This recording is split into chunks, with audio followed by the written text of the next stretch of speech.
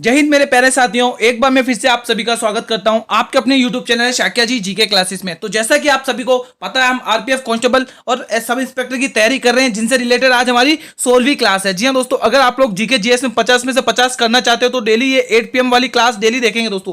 मैं गारंटी के साथ बोल रहा हूँ दोस्तों, अगर आप डेली ये क्लास देखेंगे आपके जीके जीएस के 50 में से 50 गारंटी है दोस्तों। ठीक है, क्लास को बस डेली देखना दोस्तों। ठीक है, चलिए बिना देरी करे क्लास को शुरू करते हैं दोस्तों। क्वेश्चन नंबर 206, आज हमारी आरपीएफ की 16वीं क्लास है। बताइए, कपिल धारा जलप्रपात निम्न में से किस राज्य में स्थित है? बताइए, राजस्थान, छत्तीसगढ़, कर्नाटक और मध्य प्रदेश।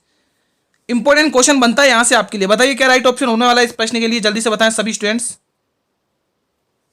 कपिल धारा जलप्रपात निम्न में से किस राज्य में स्थित है? तो यहां पर आप लोग टिक करेंगे मध्य प्रदेश दोस्तों। एक तो कपिल धारा और एक और जलप्रपात है दोस्तों, धुआंधार जलप्रपात। धुआंधार जलप्रपात, ठीक है, धुआंधार जलप्रपात।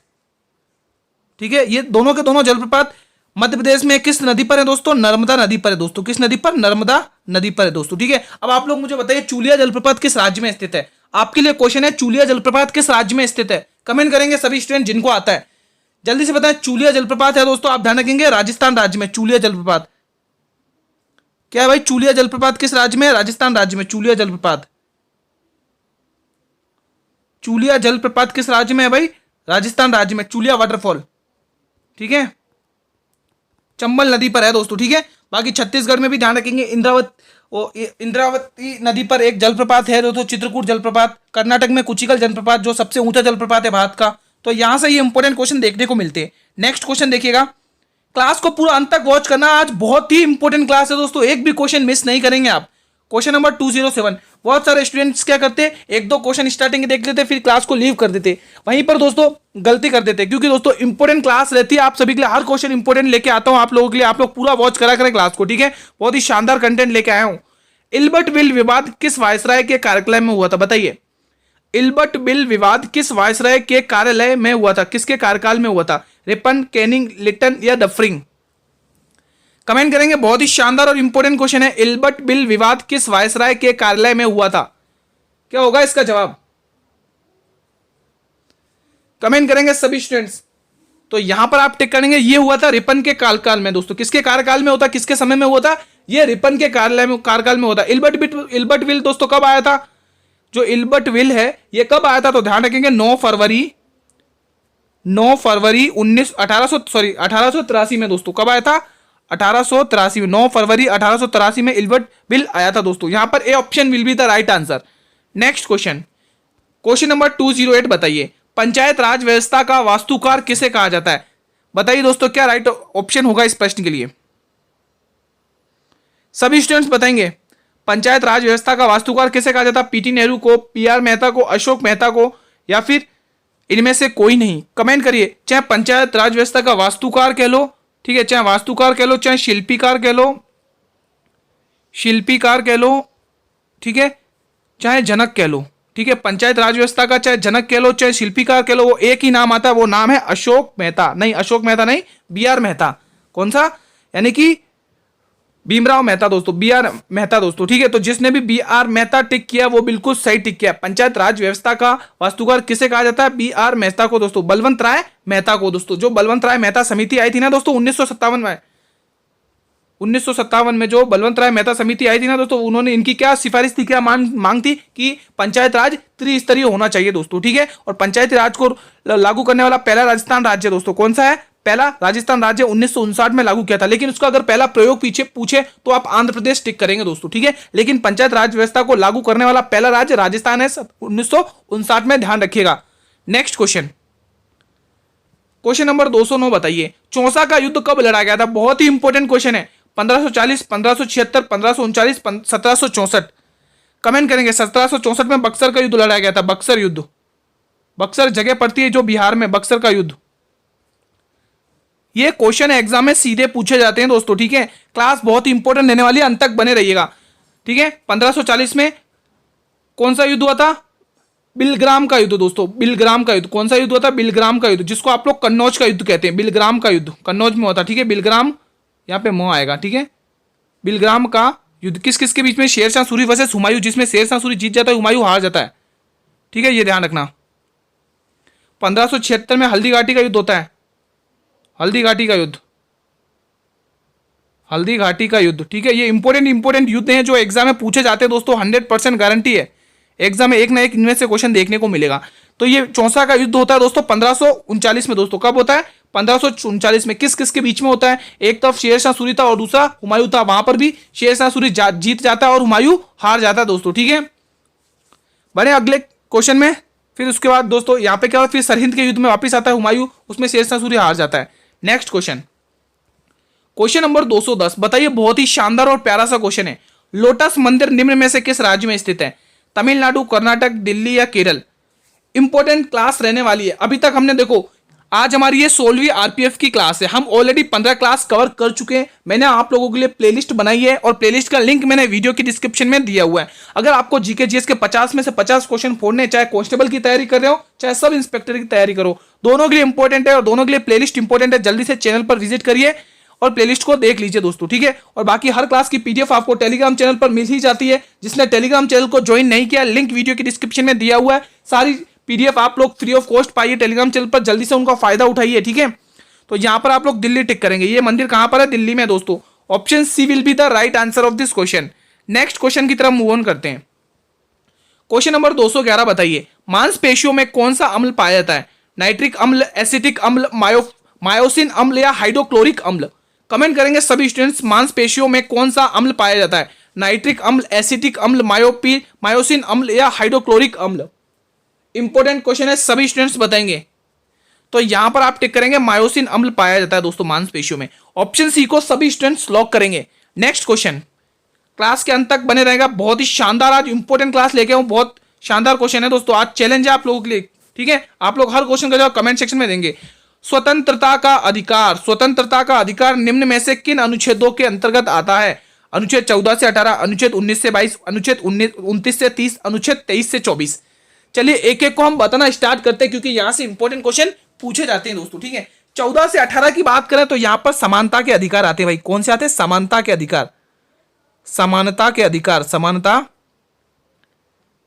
के अधिकार। कौन से अधिकार आते हैं भाई? समानता के अधिकार। किस अनुच्छेद के कहां से कहां तक है? तो आप ध्यान रखेंगे 14 से 18 कौन सा है? समानता के अधिकार है। और 19 से 22 कौन से आते हैं? और देखो 30 से 29 कौन से आते हैं दोस्तों? आप ध्यान रखेंगे 30 से 29 है शिक्षा का अधिकार। शिक्षा का अधिकार है भाई, शिक्षा का अधिकार, शिक्षा का अधिकार, शिक्षा के विरुद्ध अधिकार, शिक्षा के अधिकार, ठीक है। ध्यान रखिएगा कौन से अनुच्छेद के अंतर्गत 30 से 29 कौन सा? शिक्षा के अधिकार है, ठीक है। और जो आपको ये 23 से 24 वाला दे रखा ना, ये बहुत इंपॉर्टेंट है, लीगल राइट्स वाला दोस्तों, ठीक है। तो ये ध्यान रखना, ये कौन सा? शोषण के विरुद्ध अधिकार। कौन सा भाई? शोषण के विरुद्ध अधिकार, शोषण के विरुद्ध अधिकार, शोषण के विरुद्ध अधिकार, शोषण के विरुद्ध अधिकार, शोषण के विरुद्ध अधिकार, ठीक है। ये इंपॉर्टेंट क्वेश्चन बनता है, ये लीगल राइट वाला दोस्तों बहुत इंपॉर्टेंट क्वेश्चन बनता है दोस्तों। पहले इसकी जगह कौन सा अधिकार था वो कमेंट करिएगा, ठीक है। तो और ये 19 से 22 कौन सा है दोस्तों? स्वतंत्रता का अधिकार, जो आपको पूछा है, स्वतंत्रता का अधिकार, जो आपको क्वेश्चन में पूछा है, स्वतंत्रता का अधिकार, स्वतंत्रता का अधिकार। स्वतंत्रता गलत लिख गया, कोई बात नहीं, आप लोग सही कर लेना। स्वतंत्रता का अधिकार है, ठीक है। तो यहां से ये क्वेश्चन आपको पूछा तो इसका बी ऑप्शन सही जवाब जाएगा। तो जिन भी स्टूडेंट ने अभी तक बी ऑप्शन को टिक किया, बिल्कुल सही टिक किया है, तो बी ऑप्शन वाले बिल्कुल सही जवाब हो जाएंगे दोस्तों। आई होप कि आप लोग अच्छे से तैयारी कर रहे होंगे एग्जाम की, ठीक है। Question number 213। बताइए, पिथोरा चित्रकला, ये दोस्तों कला 2 बार हो गया, इसको आप एक बार ही समझिए यहां पर, ठीक है। यहां पर ये नहीं है, ठीक है, ये आप कट कर दीजिए। चलिए बताइए, पिथोरा चित्रकला निम्न में से किस राज्य में स्थित है? कमेंट करके बताएं। आंध्र प्रदेश में, लखनऊ में, कोलकाता में या गुजरात में?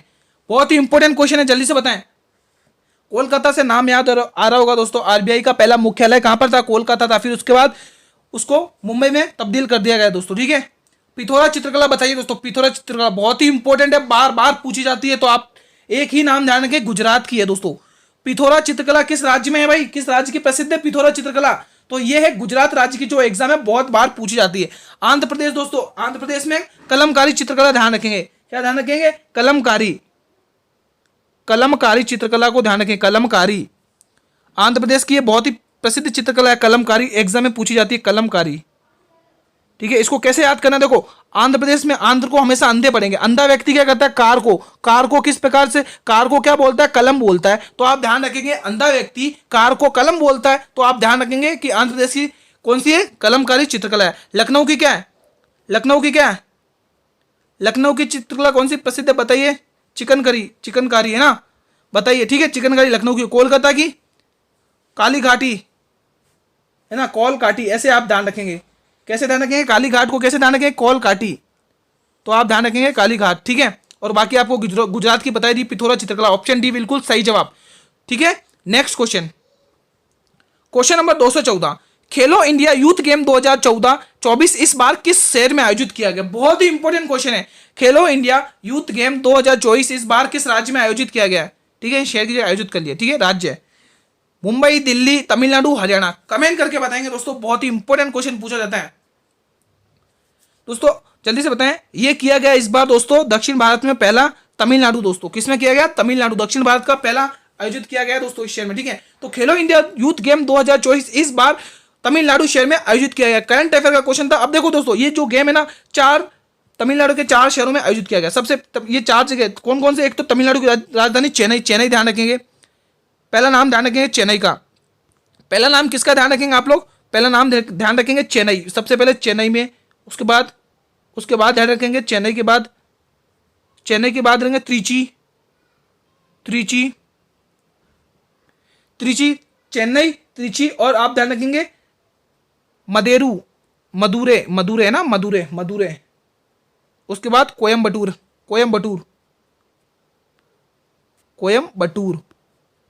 ठीक है, इसका उद्घाटन किसने किया था दोस्तों, खेलो इंडिया यूथ गेम 2024 का उद्घाटन किसने किया, श्री नरेंद्र मोदी जी ने दोस्तों, ध्यान रखिएगा। ठीक है, बाकी लोगों को काम अनुराग ठाकुर ने किया था, खेल मंत्री ने। ठीक है, तो दोस्तों आप ध्यान रखेंगे, एग्जाम में पूछा जाता है कि खेलो इंडिया यूथ गेम 2024 का उद्घाटन किसने किया, नरेंद्र मोदी जी ने किया। ठीक है, इसका दोस्तों, इसका स्लोगन क्या है दोस्तों, इसका शुभंकर क्या है, सॉरी स्लोगन तो फ्यूचर इज हियर, इसका स्लोगन क्या है, इसका स्लोगन क्या है, फ्यूचर इज हियर, लेकिन इसका जो शुभंकर है वो क्या है, शुभंकर क्या है, एक नचियार मोर है दोस्तों। ठीक है, ध्यान रखिएगा। नेक्स्ट क्वेश्चन, क्वेश्चन 215, त्रिपुरा किस देश से तीनों तरफ से घिरा हुआ है, वो कौन सा देश है जिसकी सीमा त्रिपुरा से चारों ओर से घिरा हुआ, तीनों ओर से घिरा हुआ, म्यांमार, भूटान, बांग्लादेश, पाकिस्तान, कमेंट करेंगे। सभी स्टूडेंट्स बताएंगे दोस्तों वो कौन सा देश है जिससे त्रिपुरा तीनों ओर से घिरा हुआ है। बहुत ही इजी और इंपॉर्टेंट क्वेश्चन है, इजी क्वेश्चन है, आप लोगों को बताना होगा, जल्दी से बताएं। तो यहां पर आप लोग पाकिस्तान कर रहे हैं, वो गलत टिक कर रहे हैं, म्यांमार गलत टिक कर रहे हैं, भूटान गलत कर रहे हैं, बांग्लादेश बिल्कुल सही टिक कर रहे हैं। ठीक है, त्रिपुरा की दोस्तों जिसको मैप का ज्ञान होगा उसने फटाफट एक झटके में क्वेश्चन को फोड़ दिया होगा। बांग्लादेश दोस्तों हमारे भारत से कितने किलोमीटर की सीमा बनाता है, 40-96 किलोमीटर की सीमा बनाता है हमारे भारत से दोस्तों। ठीक है, सबसे ज्यादा है दोस्तों, हमारे भारत के जितने भी पड़ोसी देश है ना, उन सभी में से सबसे ज्यादा सीमा बनाने वाला देश कौन सा है, बांग्लादेश है। और सबसे कम सीमा कौन बनाता है, सबसे कम बनाता है अफगानिस्तान। सबसे कम सीमा कौन बनाता है, अफगानिस्तान। कितनी बनाता है दोस्तों, 106 किलोमीटर की सीमा बनाता है।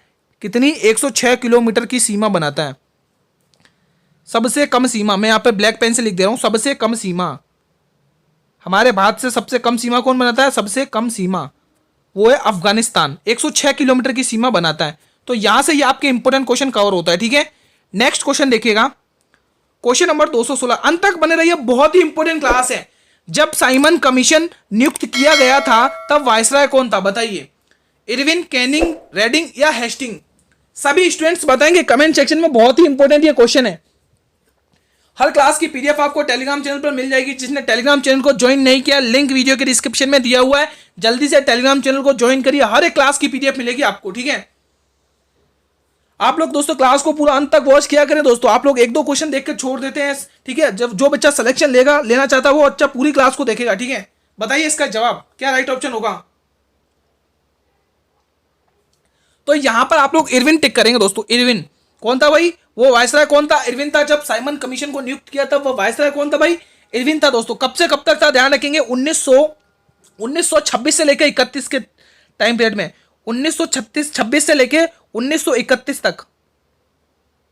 ठीक है, 1926 से लेकर 1931 तक दोस्तों कौन था, इरविन था। Option A will be the right answer. चलिए अगले क्वेश्चन की तरफ बढ़ते हैं। हमारा अगला क्वेश्चन है क्वेश्चन नंबर 217। बहुत ही इंपॉर्टेंट क्वेश्चन है। बताइए इस प्रश्न का जवाब क्या होगा, सभी बच्चे बताएंगे। पुलिकट झील निम्न में से किस राज्य में स्थित है? पुलिकट झील निम्न में से किस राज्य में स्थित है? सभी स्टूडेंट्स बताएंगे कमेंट करके।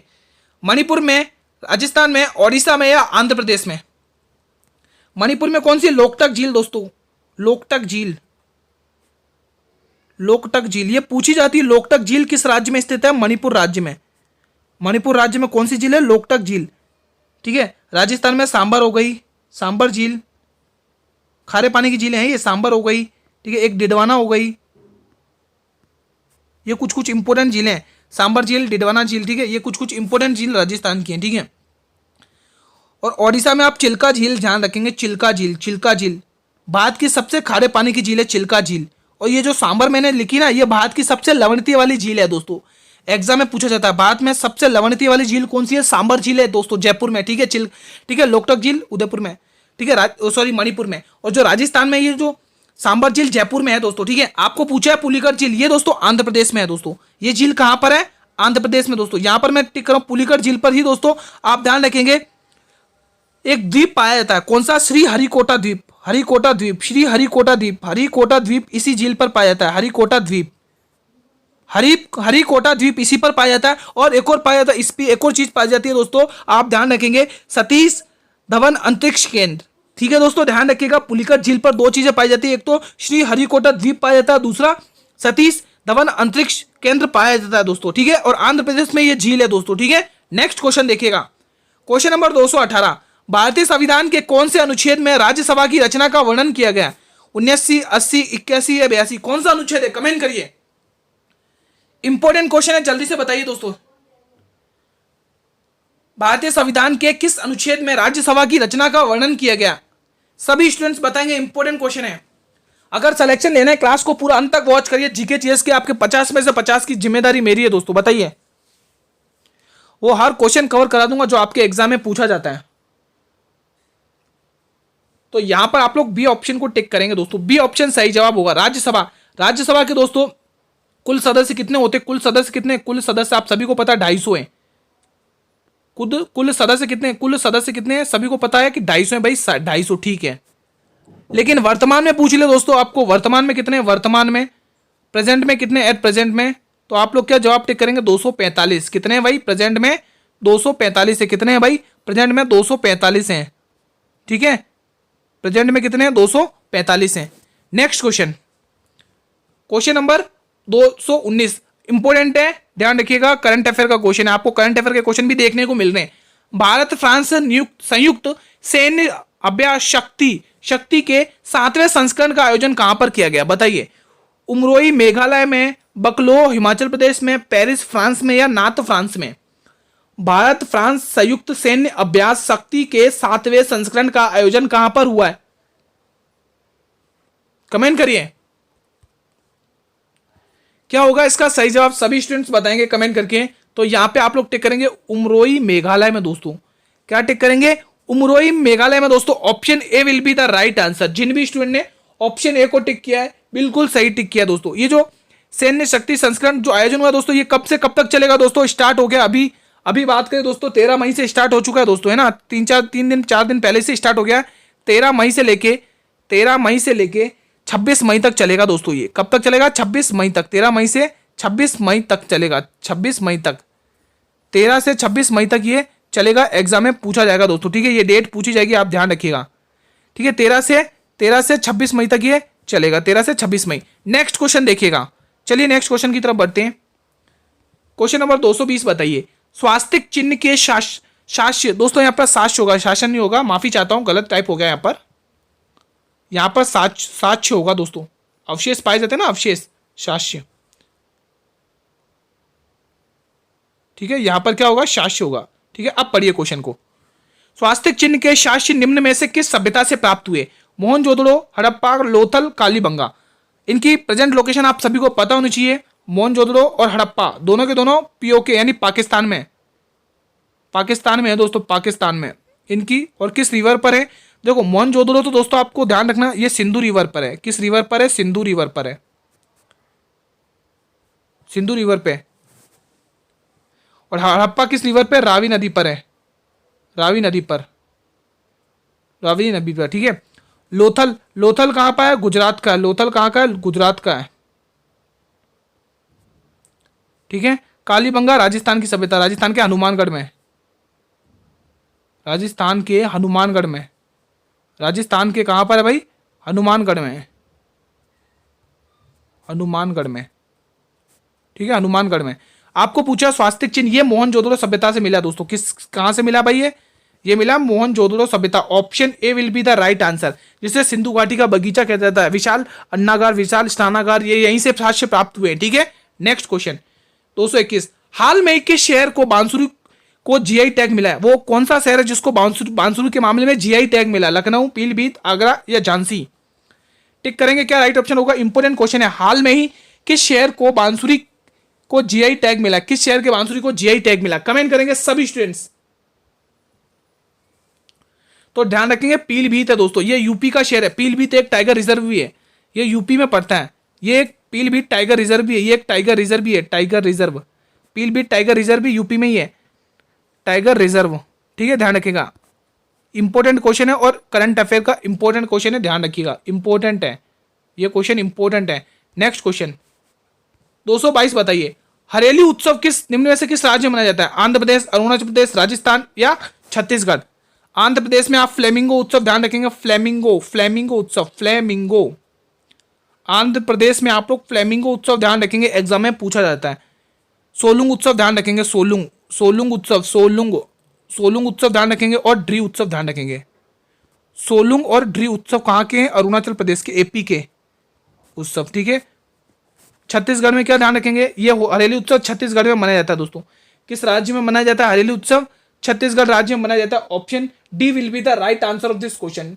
बढ़े दोस्तों, और कौन कौन सा उत्सव मनाया जाता है? पोला, पोला उत्सव भी यहीं पर मनाया जाता है, पोला, ठीक है। मेघनाथ उत्सव भी यही मनाया जाता है, मेघनाथ।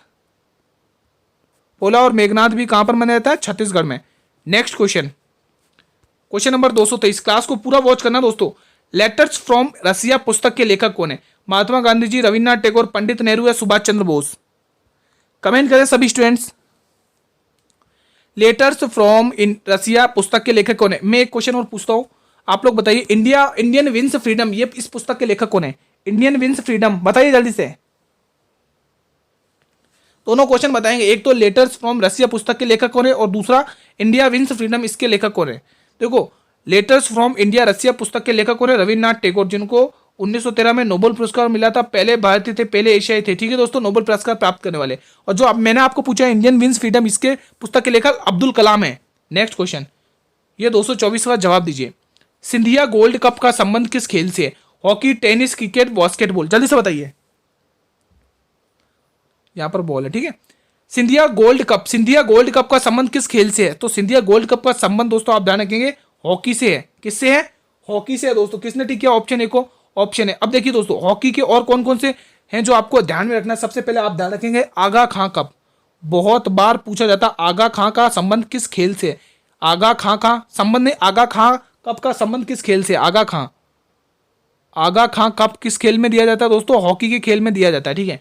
और ध्यान रखेंगे आगा खां के बाद, और भी ध्यान रखेंगे आगा खां के बाद, जैसे नेहरू ट्रॉफी हो गई है ना, नेहरू ट्रॉफी भी कहां पर दी जाती है? नेहरू ट्रॉफी हॉकी के खेल में दी जाती है, नेहरू ट्रॉफी।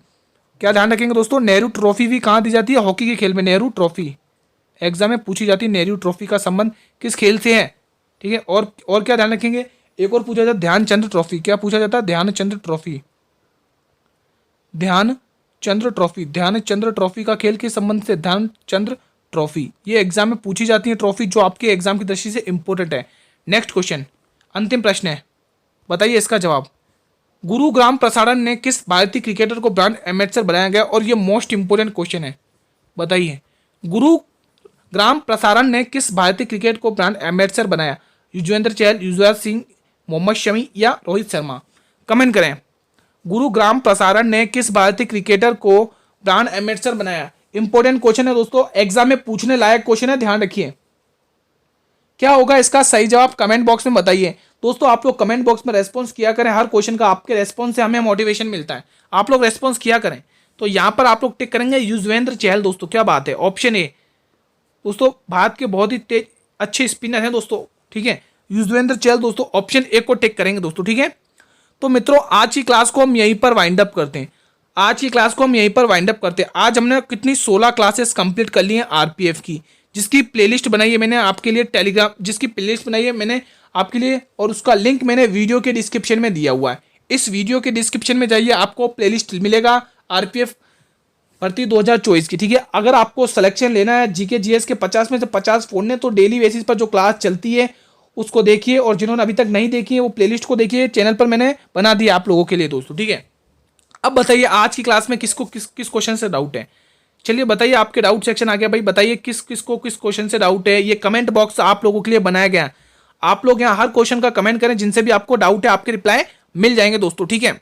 और क्लास कैसी लगी आपको, अगर ये क्लास का लगता है ये कंटेंट आपके लिए इंपॉर्टेंट है, लगता है ये क्लास आपके लिए बहुत जरूरी है, तो इस क्लास को एक बार लाइक कर दें दोस्तों। आप लोग लाइक ना कर दिया करें दोस्तों, लाइक में कंजूसी ना करें, क्लास को लाइक करें, और आपके जितने भी फ्रेंड्स हैं उनमें इस क्लास को शेयर करिए, चाहे फेसबुक पे हैं, चाहे व्हाट्सएप पे, चाहे इंस्टाग्राम, चाहे टेलीग्राम, जिन भी प्लेटफॉर्म पर आप अवेलेबल हैं वहां तक इस क्लास को शेयर करिए, उन सभी स्टूडेंट तक पहुंचाइए जो बच्चे कांस्टेबल और सब इंस्पेक्टर की तैयारी कर रहे हैं दोस्तों, ठीक है। और हाँ दोस्तों, अगर आप लोग चैनल पर भी पहली बार विजिट कर रहे हो तो चैनल को भी सब्सक्राइब कर लिया करो दोस्तों, ताकि जब भी मैं यूट्यूब पर क्लास लेके आऊँ तो यूट्यूब सबसे पहले नोटिफिकेशन आप लोगों को ही भेजेगा दोस्तों, ठीक है। और बहुत सारे स्टूडेंट कहते हैं कि गुरुजी पीडीएफ कहाँ मिलेगी, तो बिल्कुल आप लोगों को फ्री ऑफ कॉस्ट पीडीएफ मिलेगी मेरे टेलीग्राम चैनल पर। जिसने टेलीग्राम चैनल को ज्वाइन नहीं किया दोस्तों, लिंक वीडियो की डिस्क्रिप्शन में दिया हुआ है दोस्तों। इस क्लास का दोस्तों सभी क्लास का लिंक वीडियो के डिस्क्रिप्शन में दिया हुआ है, टेलीग्राम चैनल का लिंक वीडियो के डिस्क्रिप्शन में दिया हुआ है, ठीक है। जो बच्चे नए जुड़े उनको मैं बता दूं, क्लास का टाइम 8 PM रहता है। क्लास डेली 8 PM पर आएगी दोस्तों। आप लोगों को डेली 8 PM पर जुड़ना है और अपनी तैयारी को एनालाइज करना है कि आपकी किस लेवल तक तैयारी चल रही है दोस्तों। अगर आप लोग अच्छे से पढ़ाई करते हैं, अच्छे से मेहनत करते हैं डेली, तो आप लोगों का सिलेक्शन पक्का होगा। कल हम दोस्तों इसी टाइम पर मिलेंगे दोस्तों, ठीक है। तब तक के लिए मित्रों, जय हिंद, जय भारत, वंदे मातरम, धन्यवाद।